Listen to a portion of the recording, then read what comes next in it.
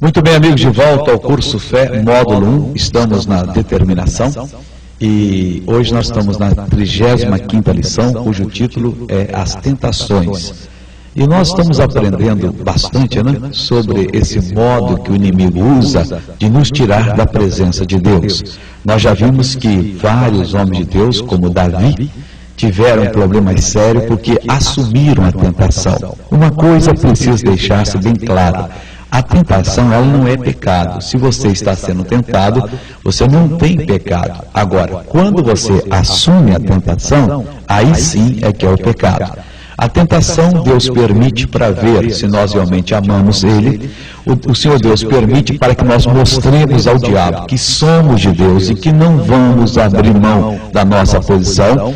Então a tentação em si, ela não é o pecado. Quer dizer, você não é responsável por aquilo que o diabo tenta que você faça. Agora, se você atender, aí você pecou. E quando você peca, há uma punição, há um castigo, há uma separação de Deus. Nós temos entendido o seguinte: Jesus disse: eu sou o caminho, a verdade e a vida. Ninguém vem ao Pai a não ser por mim. Ou seja, o mundo de Deus, ele não se comunica com o nosso mundo. Não há o menor relacionamento.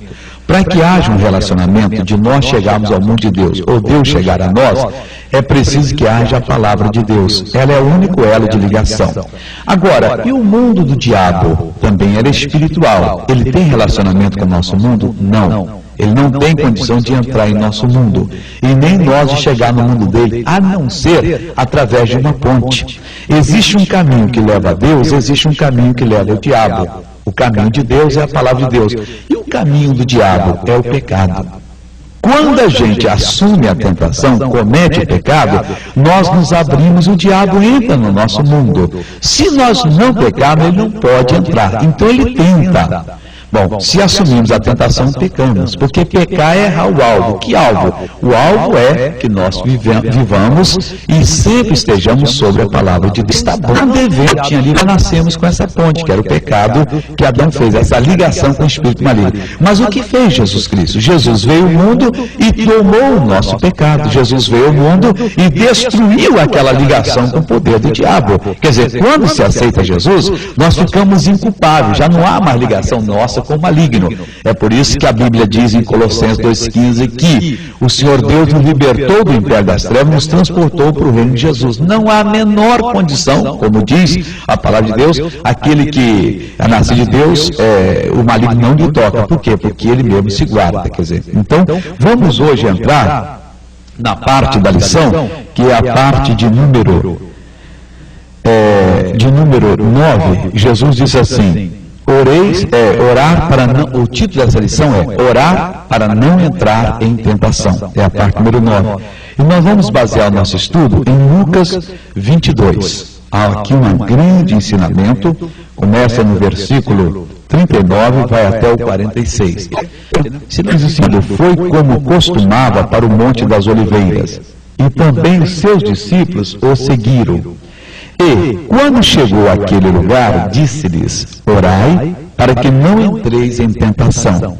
E apartou-se dele cerca de um tiro de pedra, e pondo-se de joelhos, orava, dizendo: Pai, se queres, passa de mim este cálice. Todavia não se faz, mas até que o confunda mais intensamente. E o seu suor tornou-se em grandes gotas de sangue, que corriam até o chão. E, levantando-se da oração, veio para os seus discípulos e achou-os dormindo de tristeza. E disse-lhes: por que estáis dormindo? Levantai-vos e orai, para que não entreis em tentação. Bem, nós vamos examinar aqui e nós vamos ver que o Senhor Jesus nos deu um ensinamento muito importante.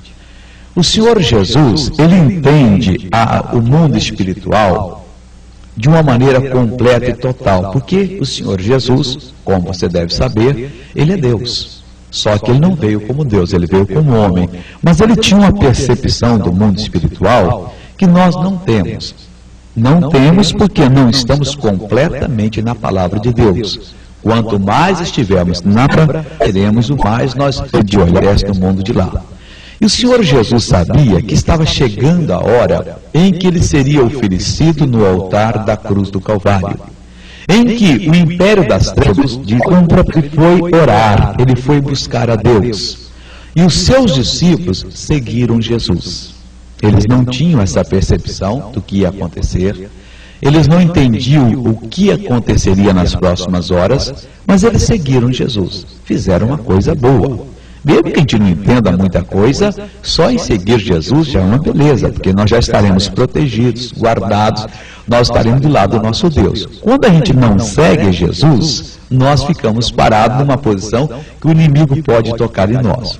Então Jesus foi para o Monte das Oliveiras, como ele costumava fazer, e os seus discípulos foram com ele. E disse-lhes quando chegou àquele lugar: orai para que não entreis em tentação. Então Jesus estava dando a eles uma orientação, porque ele sabia o que estava reservado para ele, e ele sabia que ele próprio precisava de orar, e os discípulos também precisariam de levar à risca, porque ele sabe no mundo espiritual o que vai acontecer. O livro de Deus, Hebreus capítulo 4, versículo 13, diz que não há coisa alguma escondida aos olhos de Jesus. Antes, todas as coisas estão nuas e patentes diante dos olhos do Senhor. O livro de Deus mostra claramente que o Senhor Jesus conhece todas as coisas. E Jesus viu a preparação do inferno, porque o inferno não trabalha despreparado, não. Ele tem um plano. Não pensa você que aquela tentação de adultério, de roubo, de vaidade, ou de qualquer coisa que veio, não. Aquilo ali foi um plano traçado pelo maligno, muito bem elaborado, que Deus sabe daquele plano e Ele quer nos mostrar. Mas o problema é que nós não estamos na palavra de Deus. E Ele não tem condição de se comunicar conosco, a não ser pela palavra. Então o Senhor Jesus sabia o que estava acontecendo ali, e sem mais, sem menos, Ele disse: olha, vocês têm que orar para que vocês não entrem em tentação. E disse Jesus: orai para que não entreis em tentação. Vocês cuidado, agora vocês vão orar para vocês não entrarem em tentação, porque ela vai vir. Mas vocês têm que se preparar.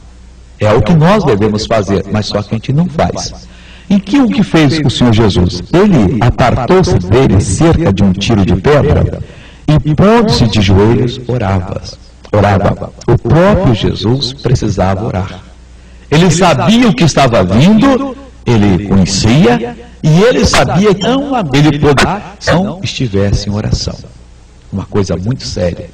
Foi a maior das tentações. Nunca ninguém chegará a ponto de ser tentado nem um pouquinho do que Jesus foi naquela intensidade.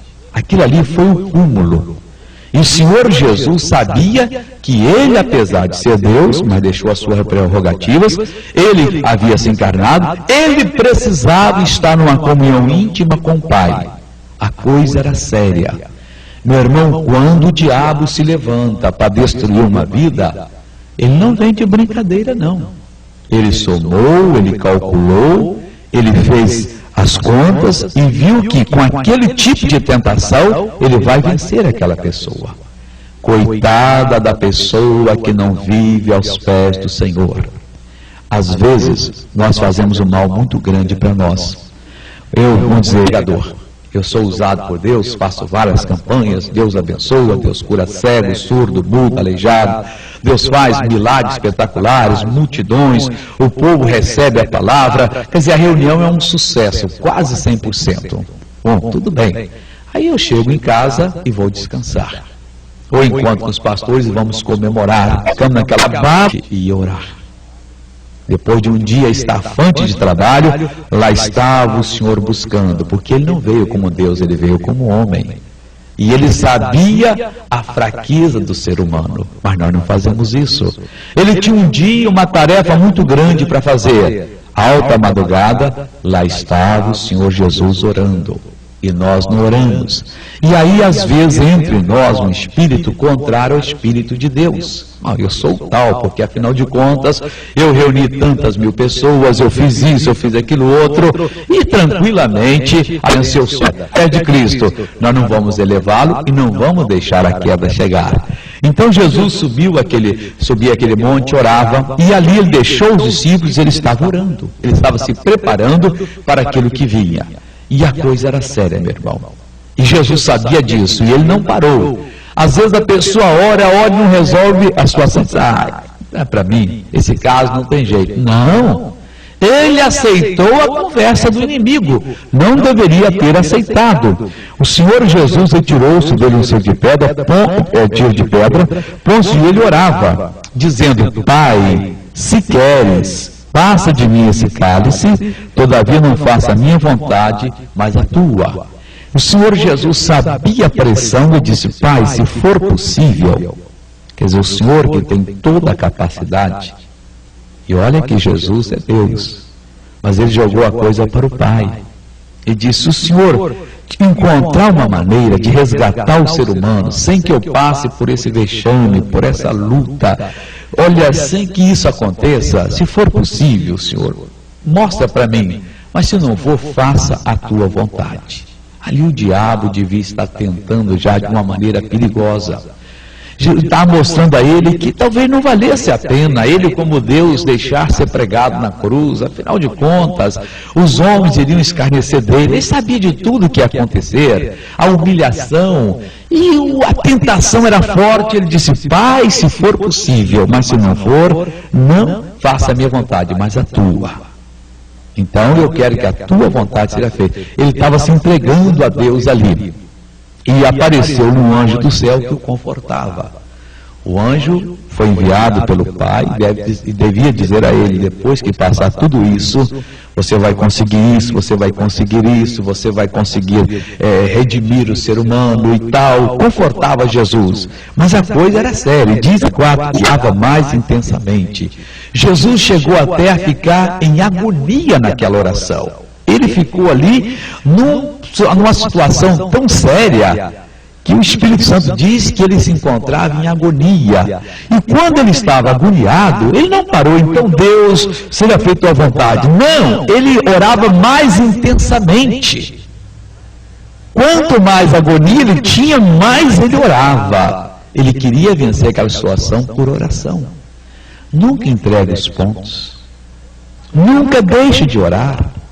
Quando mais séria a situação ficar, mais intensamente você deve orar, deve buscar, deve se jogar na mão de Deus, deve clamar o poder de Deus e não deve abrir mão da sua bênção. Jesus orava mais intensamente, posto em agonia. Ele entrou em uma agonia tão profunda e ele orava mais intensamente. A coisa estava tão séria ali, diz assim: e o seu suor tornou-se em grandes gotas de sangue que corriam até o chão. Irmão, os poros do corpo de Jesus, eles não soltavam suor, não. Eles soltavam sangue e se formavam grandes gotas que corriam até o chão. Está amarrado esse cisquinho que tem no olho aqui agora, fica curado aí o olho. Então Jesus, irmãos, naquela agonia profunda ali, o seu suor escorria, e como sangue, né, em vez de suor, e corriam e escorriam até o chão. Diz aqui, ó. E o seu suor tornou-se em grandes gotas de sangue que corriam até o chão. Coisa brava! A pior das tentações estava ali sobre Jesus, então abria a mão das bênçãos, orava, agonia profunda, e ele orava intensamente, e o sangue corria, não era mais suor, grandes gotas, e molhava o chão. E ele continuou naquela oração. Quando ele viu que terminou aquele período, disse assim: e levantando-se da oração, veio para os seus discípulos e achou-os doidos de tristeza. Sério. Ele acabou de fazer oração e dominou ali a força maligna. Ele se entregou completamente na mão do Pai. Ele estava preparado para ser oferecido no altar do Calvário. Ele vem para os seus discípulos e, ao encontrar os seus discípulos, os encontra dormindo, não de sono, mas de tristeza. Ah, não adianta. Esse que separava a gente do mal, que nos dava poder sobre o mal, olha só, ele que destruiu a tempestade, multiplicou os pães, curou os enfermos, nos fez ser pregador de sucesso. Olha o que está acontecendo com ele. O que vai ser da gente, hein? E dormiram de tristeza. Quantas pessoas hoje estão exatamente dormindo de tristeza? já foram grandemente usados por Deus. Foram uma bênção. Mas um dia caíram em pecado. Fizeram o que não deveria ter sido feito. Erraram. E ao usar a Deus e assumir o perdão, ficaram tristes. E tristes. E tristes. E estão dormindo de tristeza. Já não fazem mais nada para Deus. Já não têm coragem mais de enfrentar o maligno. Foram estrelas na mão de Deus. E hoje são estrelas sujas na lama que o diabo está pisando. Bem que eu tentei, mas um dia eu fracassei. Um dia eu escorreguei. Um dia eu fiz o que não deveria fazer. E hoje eu não tenho mais condição. E o mundo está indo para o inferno e você dormindo de tristeza. Missionário, eu não errei, mas houve uma calúnia tão grande contra mim, fizeram uma maldade tão grande, eu estou tomado de tristeza, eu acho que não tem jeito mais. Para mim não vai funcionar. Olha, eu acho que Deus não me ama, Deus não quer me abençoar. O que eu vou fazer, né? Não, está errado. Eu já tentei de todas as formas, está errado. Meu irmão, acorde desse sono. Esse sono é satânico. Jesus mandou que você ficasse vigiando e orasse, para que você não entrasse em tentação. Aquele pecado, você já confessou, Deus já perdoou. Mas você não vigiou e não orou, e você está em tentação agora. Você está dormindo de tristeza. E o mundo está indo para o inferno. Oportunidades grandes estão sendo perdidas. E você simplesmente dorme. Eu vou à parte.